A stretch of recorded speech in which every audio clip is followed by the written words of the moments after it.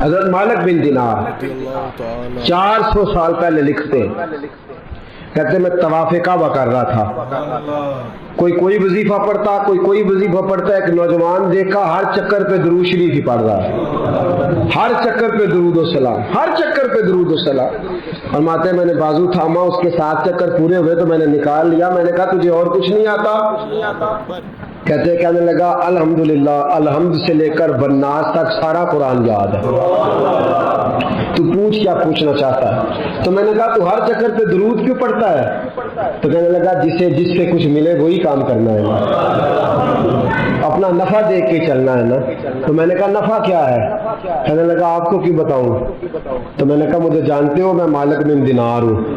کہنے لگا حضور آپ نہ پوچھتے تو بتاتا نا، میں اپنے والد کے ساتھ حج کرنے آ رہا تھا، رستے میں پردیس میں پوزیشن خراب ہو گئی، ابا جی بیمار ہو گئے، مغرب کی نماز کے بعد اچانک ان کی طبیعت بگڑی اور وہ انتقال کر گئے، ایک میں ایک میرے والد، تیسرا شخص کوئی نہیں۔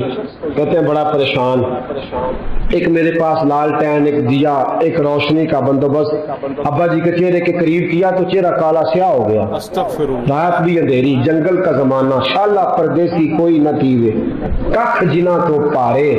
کہتے ہیں رستہ بڑی پریشانی، جب میرا کوئی بس نہ چلا تو ایک درخت کے ساتھ ٹیک لگا کے بیٹھ گیا، رونے لگا یا اللہ کو مہربانی کر۔ کہتے ہیں نظر نیچے تھی تو خوشبو آنے لگ گئی، خوشبو مہکی، ذرا میں نے آنکھ کھلی تو میں نے ایک نور چمکتا دیکھا۔ کہتے ہیں میرے قریب سے کچھ لوگ گزرے، لگا یوں کہ یہ زمین کے باسی نہیں، یہ دنیا کے رہنے والے نہیں۔ 5 لوگ گزرے، 4 ستارے تھے اور درمیان میں ایک آفتاب تھا۔ کہتے ہیں وہ گزرے، میرے قریب سے گزرے تو میں کھڑا ہوا، میں نے کہا کہیں جا رہے ہیں، ان کے ارد گرد نور ہی نور۔ کہتے ہیں میں حیران ہوا کہ میرے باپ کی میت کے قریب جا کے وہ کھڑے ہو گئے، ایک نور والے، ایک روشنی والے، ایک خوبصورت مکھڑے والے نے، جو ان چاروں کے مجھے سردار لگتے تھے، انہوں نے جیسے ہی میرے ابا جی کے چہرے سے نقاب ہٹایا اور پھر انہوں نے میرے والد کے چہرے پہ ہاتھ پھیرا، ظلمت کو ان کے نور نے کافور کر دیا، جس پر پڑی نظر اسے بھی نور کر دیا۔ بعد مرن دے مکھڑا میرا ہو جاوے جے تازہ، سمجھ لینا محبوب میرے نیان پڑھیا جنازہ۔ فرماتے چہرے پہ ہاتھ پھیرا تو میرے باپ کا چہرہ نورون علی نور ہو گیا۔ فرماتے ہیں وہ اوپر کپڑا دے کے دوبارہ پیچھے کی طرف پلٹے تو میں قدموں میں بیٹھ گیا۔ توجہ ہے آپ کی؟ کہتے میں قدموں میں بیٹھا، میں نے کہا اس پردیش میں، اس دکھ میں، اس تکلیف میں آنے والوں کون ہو؟ کہتے ان میں سے ایک چھوٹے قد والے نورانی چہرے والے بولے، کہنے لگے تو نہیں جانتے میں علی ہوں، یہ عثمان ہے، وہ ابو بکر ہے، یہ عمر ہے، اور تجھے پتا ہے یہ جو نورانی چہرے والے ہیں یہ اللہ کے محبوب ہیں، مدینے سے آئے ہیں۔ کہا اس غربت میں، تنہائی میں، اس دکھ میں میرے رسول پاک نے پیچھے رخ پھیرا، کہتے حضور نے سینے سے لگایا، فرمایا فکر نہ کرنا، سویرے فوجیں آئیں گی جنازہ پڑھنے، سویرے فوجیں آئیں گی، فکر نہ کرنا۔ کہتے میں قدموں سے لپٹ گیا، اتنی بھی جلدی کیا ہے، ذرا ٹھہر جائیے، ساری عمر گزار کے آئی ہے یہ گھڑی۔ میں نے کہا محبوبہ مہربانی فرمائی، کرم نوازی فرمائی، حضور اتنی بندہ نوازی کی آئے ہو تو سونیا بتاؤ تو صحیح، آخر میرے باپ میں کیا ایسا تھا کہ ان دکھوں میں آپ آئے اور آ کے نور علی نور کر گئے، روشنیاں بانٹ گئے۔ میرے مرنے پہ ہر سو شور مچ جائے گا، دیکھو گے کہنے الوداع سرکار خود تشریف لائیں گے۔ کہا اس موقع پہ الوداع کہنے آئے ہو؟ تو فرماتے ہیں حضور نے فرمایا تجھے پتا ہے تیرا باپ ہر لمحہ مجھ پر درود پڑا کرتا تھا، ہر گھڑی سلام بھیجتا تھا، اس نے عمر بھر مجھے بھلایا نہیں، اس نے مجھے نہیں بلایا تو میں اسے کیسے بھول جاتا، اس نے مجھے نہیں بلایا تو میں کیسے یا رسول اللہ उस शख्स कहने लगा बस सुबह मैंने देखा कि फौजों की फौजें आई, फौजों की फौजें आई, मेरे वालिद का जनाजा उठा तो खुशबुएं फैल गई। हज़रत मालिक बिन दिनार से कहने लगा कुछ तो सुन सुन के पढ़ते हैं, मैं तजर्बा करके दुरूद पढ़ रहा हूँ, मैं तजर्बे के साथ पढ़ रहा हूँ और मेरी नफ्स नफ्स दुरूद पढ़ती है, मेरा एक एक सांस दुरूद पढ़ता है, मेरी जिंदगी दुरूद पढ़ती है। और कहा मालिक मुझे उम्मीद है कि मैं मर जाऊंगा तो मेरी कब्र से भी दुरूद और सलाम की सदाएं आएंगी, मैं वो सुन्नी हूँ जमील कादरी, मरने के बाद मेरा लाशा भी कहेगा सलात व सलाम। नबी करीम पर दुरूद पढ़ना, ये जो हमारी महफिल होती हैं, मजालस होती हैं, ये सारी मोहब्बत को रूज देने के लिए होती है, ये सारी चीजें तवानाई पैदा करने के लिए होती है, रूहानी कुव्वत पैदा होती है। मोहब्बत जो होती है ना, मोहब्बत, मेरे नबी पाक अलैहिस्सलाम ने फरमाया जो मुझ पर एक बार दुरूद पड़ेगा अल्लाह 10 रहमतें नाज़िल फरमाएगा। खुशी हुई है ना आपको? अल्लाह ताला आपको खुश रखे, आमीन कहना। अल्लाह करे आप चमक जाया करें ऐसी बातों से। जो मौजू मैंने छेड़ा है ना, उस मौजू में तो खिल जाता है बंदा। कहा नबी पाक अलैहिस्सलाम ने फरमाया जो एक बार दुरूद पढ़े अल्लाह 10 रहमतों का नुज़ूल फरमाता है, 10 गुनाह माफ फरमाता है, 10 दर्जे बुलंद करता है। एक हदीस में फरमाया जो 10 बार पढ़ेगा अल्लाह 100 रहमतें नाज़िल करेगा, जो 100 बार पढ़ेगा अल्लाह 1000 रहमत नाज़िल फरमाएगा। और एक जगह फरमाया जो 1000 बार पढ़ेगा ना अल्लाह उसकी पेशानी पे लिख देगा कि ये बंदा निफाक से भी बरी है और दोज़ख की आग से भी बरी है। ये सारा सवाब गिनवाया, ये सारा दरूद पाक का ये सवाब गिनवाया हुजूर ने। फरमाया दरूद पढ़ोगे क़यामत में रोशनी मिलेगी, दरूद पढ़ोगे क़यामत के अंधेरों में तुम्हें नूर मिलेगा। सवाब गिनवाए। एक हदीस में क्या लफ्ज़ है? एक बार पढ़ो 10 बार पढ़ो 100, ये सवाब है। और एक हदीस में क्या फरमाया? फरमाया अस्माउ सलाते अहले मोहब्बती, हाँ अगर तू मोहब्बत से पढ़ेगा तो हुजूर उसका क्या सवाब है? फरमाया उसका सवाब ये है कि तू पढ़ेगा और तेरा रसूल अपने कानों से तेरा दुरूद सुनेगा। आज बड़े वजीफे दुरूद और सलाम का बड़ा जिक्र होता है, लेकिन मैं देखता हूँ इसके खुलूस से हमारा मिजाज खाली होता जा रहा है, खाली होता जा रहा है हमारी तबीयत। बहुत कम लोग हैं जो कहते हो मैं लाख रोज पढ़ता हूँ, 2000, 50,000, 20,000, ये मिजाज ही हमने छोड़ दिया। नबी करीम से मोहब्बत का पहला दर्जा दुरूद और सलाम है। अगर आप दुरूद और सलाम नहीं पढ़ते तो नाकस है मोहब्बत। भाई कैसा तुझे प्यार है कि तू मोहब्बत के साथ दुरूद और सलाम भी नहीं पढ़ता? तो कम से कम एक दिन में 500 बार जरूर पढ़ा करें। पढ़ेंगे इंशाल्लाह। फजर के बाद कितना पढ़ना है? 100, जोर के बाद, असर के बाद। टाइम कितना लगता है जी? 10 मिनट। कुल कितने हो गए? 50 मिनट बस। अगर तू पीछे पलट के मेरे दोस्त कभी देखे ना तो तेरे नबी सारी रात ही तेरा जिक्र करते रहते हैं, या अल्लाह इसे बख्श दे, या अल्लाह इसे माफ कर दे। तू 50 मिनट नहीं दे सकता दुरूद और सलाम। तो मैं कहा करता हूँ, इमाम सखावी से किसी ने कहा था हुजूर की जियारत करने को दिल करता है, तो आपने फरमाया रात बिस्तर पे खुशबू लगा ले, वुजू कर ले, काबे की तरफ चेहरा कर ले, दुरूद पढ़ते पढ़ते सो जा। जिस मुस्तफा पे तू दुरूद पढ़ेगा वो ख्वाब में आके तुझे जलवा भी दिखा जाएगा, वो ख्वाब में आके तुझे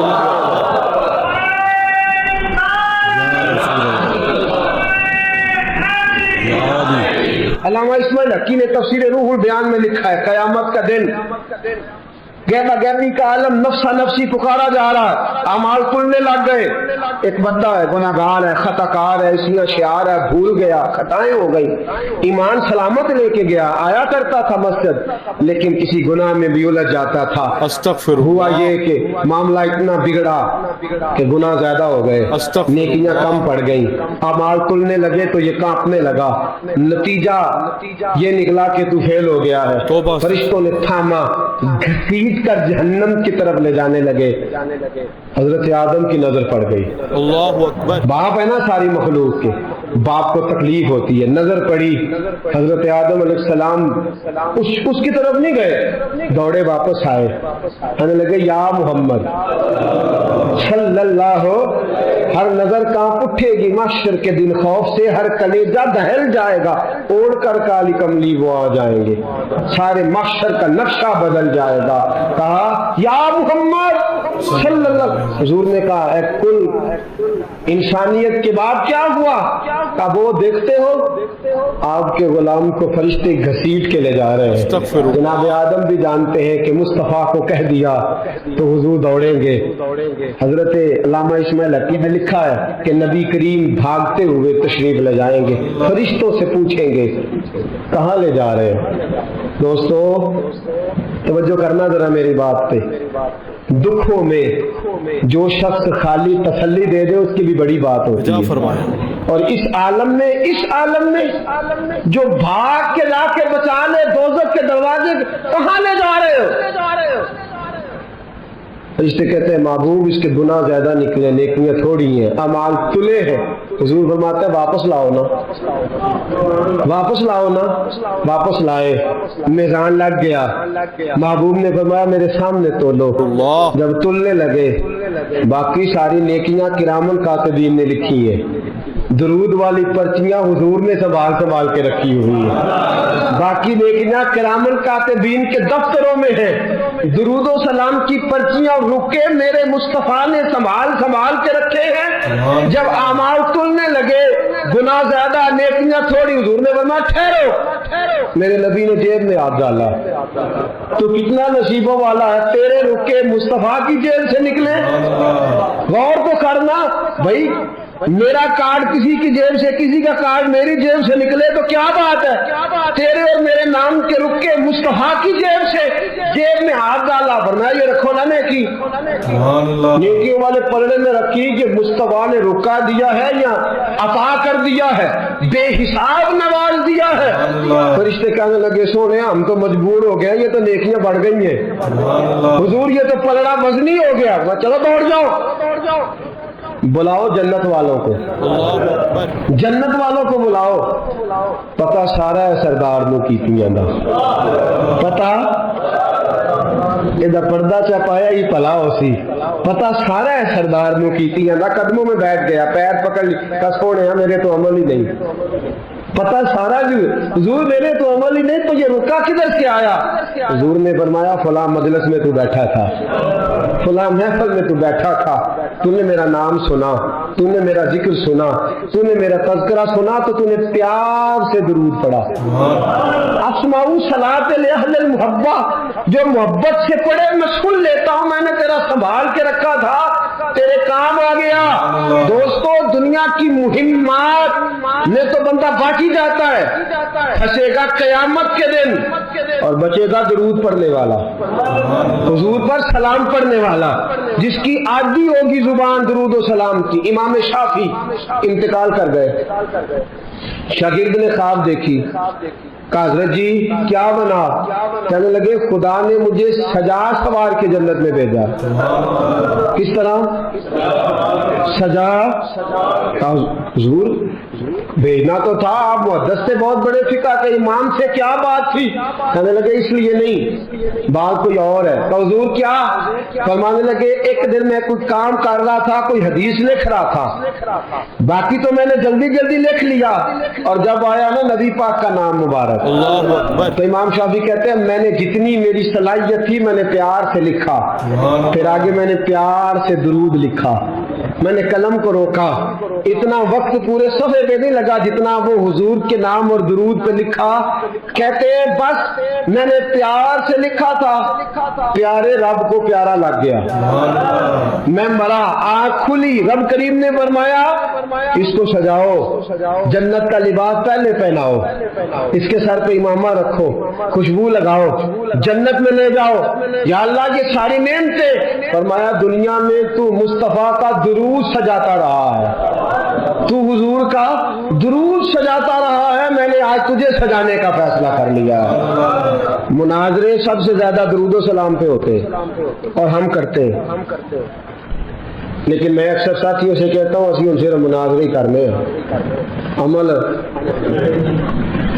اگر میں کبھی اپنے اجتماع سے پوچھ لوں نا اہل سنت والوں سے کہ تسی آندے ہو جی اسی تے درود والے ہیں تے پڑھ دے کنا ہو، کوئی نہیں. یاد رکھو بحثوں سے انقلاب نہیں آتا، عمل سے آتا ہے. آپ کا کوئی درود پڑھنا دیکھے گا تو مجھے، آپ لڑائی کر کے درود پڑھوانا چاہتے ہیں، کوئی نہیں پڑھتا. اگر آپ کا درود پڑھنا کوئی پیار سے، خلوص سے، محبت سے، ناراض تو نہیں ہو جائیں گے؟ ایک بات کر دوں جی، اپنے خلاف کر لگا کر دوں.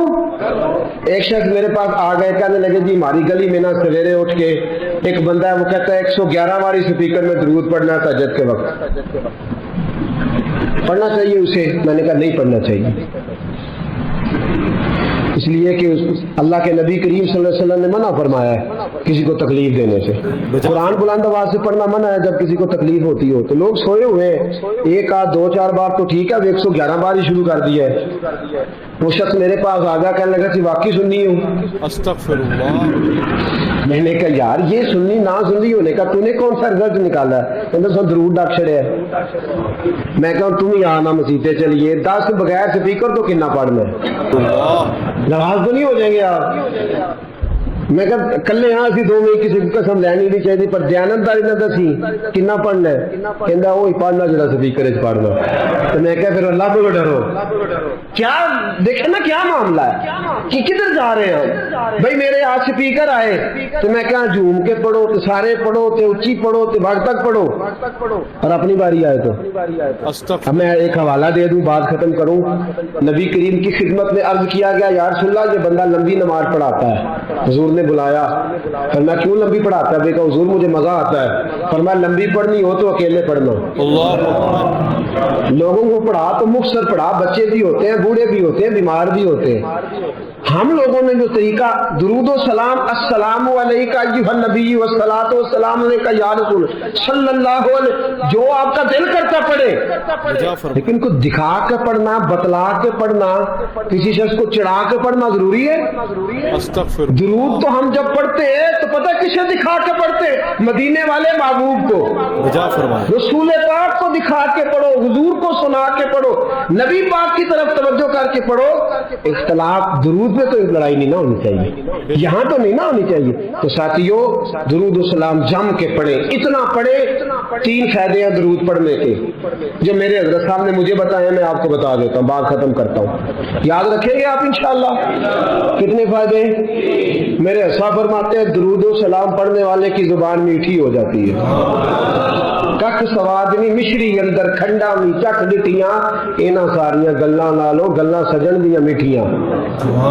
درود پڑھنے والے کی زبان فرماتے ہیں دل نرم ہو جاتا ہے. یہ میرے صاحب نے مجھے بتایا، دل اور روح پاک ہو جاتی ہے. یہ رسول اللہ کا کرم ہے کہ اللہ نے ہمیں ان کی امت میں پیدا فرمایا ہے. یہ کرم ہے، نبی پاک کا صدقہ ہے. تو حضور کے احسانات تقاضا کرتے ہیں کہ نبی پاک صلی اللہ علیہ وسلم پر زیادہ سے زیادہ درود و سلام پڑھا جائے. پھر درود و سلام اللہ کی رضا بھی ہے. اللہ چاہتا ہے کہ میرے بندے میرے نبی پر درود پڑھے. درود و سلام نبی پاک صلی اللہ تعالی علیہ وآلہ وسلم پر اللہ کی رضا بھی ہے، اور خود نبی پاک کی بھی رضا ہے کہ لوگ ان پر درود پڑھیں. یہ جو سورہ احزاب کی آیت ہے نا، ان اللہ و ملائکتہ یصلون علی النبی، یہ اس کا شان نزول ذرا دیکھیے گا کیا ہے. پہلے تو لوگ مقابلہ کرتے رہے حضور علیہ السلام کے ساتھ، فکری مقابلہ جاری رہا. فکری وہ کہتے تھے نہیں ایک خدا کیسے نظام چلا سکتا ہے، معاذ اللہ ممکن ہی نہیں، زیادہ لوگوں کی ضرورت ہے، بت یہ وہ باتیں ہوتی تھی. پھر جب فکری اور علمی جگہ پہ ناکام ہو گئے تو پھر انہوں نے تلوار کی جنگ لڑنی شروع کر دی. بدر میں تلواریں لے کے آ گئے، احد میں تلواریں لے کے آ گئے. جب وہاں بھی ناکام ہوئے تو شخصی اعتراض، جب کوئی بندہ کسی شخص کی قوت کا، طاقت کا، علم کا جواب نہیں نہ دے سکتا، پھر وہ شخصی اعتراض کرتا ہے کہ تو بندہ ہی نہیں ٹھیک۔ اب یہ کیا ہے؟ شخصی اعتراض وہ لوگ کرتے ہیں جو بڑے نچلے طبقے کے لوگ ہوتے ہیں، چھوٹے ذہن کے لوگ، کسی کی ذات پر اعتراض کرنا، اس کی شخصیت کو مورد الزام ٹھہرانا، یہ چھوٹے لوگوں کی بات ہے، چھوٹے لوگوں۔ جب کسی شخص کو آپ چھوٹی بات کرتے دیکھیں نا تو سمجھے خود ہی بڑا چھوٹا ہے۔ استغفر اللہ۔ جو بڑی بات کرنے والا ہوتا ہے وہ بندہ بڑا ہوتا ہے۔ کفار مکہ نے کیا کیا؟ شخصی اعتراض شروع کر دیے، نبی پاک پہ معاذ اللہ استغفر اللہ الزام لگانے شروع کر دیے۔ استغفر اللہ۔ اب میں ان الزامات کی طرف نہیں جاتا، وہ درد کا ایک معاملہ ہے، وہاں اگر بات چھڑی جائے تو بڑی تکلیف دہ مسئلہ ہے۔ بے شک۔ ایک بات صرف کرتا ہوں، ایک سب سے بڑا الزام یہ لگاتے تھے کہ حضور کی تو اولاد ہی کوئی نہیں۔ استغفر اللہ۔ معاذ اللہ استغفر اللہ۔ پھر ایک بہت بڑا الزام یہ لگاتے تھے کہ انہوں نے 11 نکاح کیے ہیں، صرف 2 بیویوں سے اولاد ہوئی ہے، توبہ استغفر اللہ۔ باقی جگہ پہ تو معاملہ ہی کوئی نہیں۔ پھر جب نبی پاک صلی اللہ علیہ وسلم نے کچھ مال غنیمت 5واں حصہ حضور کا تھا، تو وہ مال غنیمت کا 5واں حصہ حضور اپنے پاس رکھنے لگے، اس میں سے حضور نوازتے تھے غریبوں کو، مسکینوں کو، کہنے لگے پیسے آنے لگے ہیں تو انہوں نے بھی سمیٹنے شروع کر توبہ دیے۔ استغفر اللہ۔ تو معاذ اللہ یہ الزامات، اب شخصی اعتراضات، ذات پر جب تنقید ہونے لگی تو حضور پریشان ہوئے۔ عام عزت دار آدمی کے بارے میں بھی کوئی شخص بات کرے تو اسے تکلیف ہوتی ہے۔ بے شک۔ کائنات میں سب سے زیادہ عزتیں اللہ نے میرے نبی کو عطا فرمائی ہیں، کل کائنات کی عزتوں کے وارث رسول پاک ہے۔ بے شک۔ ایک کونے میں مسجد نبی کے کونے میں روایت کے راوی حضرت ابو ہریرہ ہے، کہتے ہیں دونوں گھٹنوں کے اوپر یوں بازو لگا کے ان کے اندر سر رکھ کے حضور تشریف فرما ہے، مقدس آنکھوں میں آنسو، اللہ اکبر۔ کونے میں۔ اور نبی پاک نے جب چہرہ اٹھایا تو داڑھی مبارک سے آنسوؤں کے قطرے گرنے لگے۔ حضور کیا ہوا؟ کہا ابو ہریرہ دیکھ تو صحیح، کل یہ مجھے صادق اور امین کہتے تھے، کل یہ میرے نام کی مالا جپتے تھے، آج یہ مجھ پہ الزام لگانے لگے ہیں، ابھی جملے پورے ادا نہیں ہوئے۔ حضرت جبریل آئے، کہنے لگے سونیا رب فرماتا ہے یہ بکواس کرتے ہیں انہیں کرنے دے، ان اللہ وملائکتہ یصلون علی النبی، ان کو کرنے دے جو کرتے ہیں، تیرا رب بھی تیرے اوپر درود بھیجتا ہے، اور اس نے سب فرشتوں کی ڈیوٹی لگائی ہے کہ میرے نبی پہ درود ہی بھیجتے رہو۔